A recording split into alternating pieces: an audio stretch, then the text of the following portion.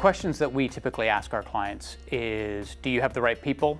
Do you have the right processes? And do you have the right platforms in place to manage that crisis? When we mean, do you have the right people?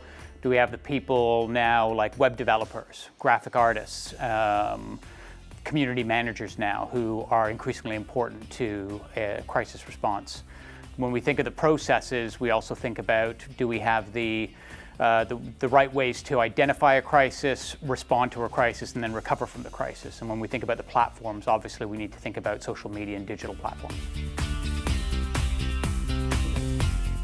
I think the biggest change that I've seen in terms of my 2 decades as a communicator has been the speed by which issues can escalate into crisis, and the speed by which people can mobilize and how people can react. The fundamentals of crisis are still the same. You're caught off guard, you never have enough information, there will always be people who know more than you, there'll be heavy demands set upon you. But I think digital really imposes a much stricter and much more acute transparency. It requires faster response, it requires much more visible response. And to me, that's the biggest change that I've seen. And obviously social media has been a real sort of propagator of that impact over the last 2 decades.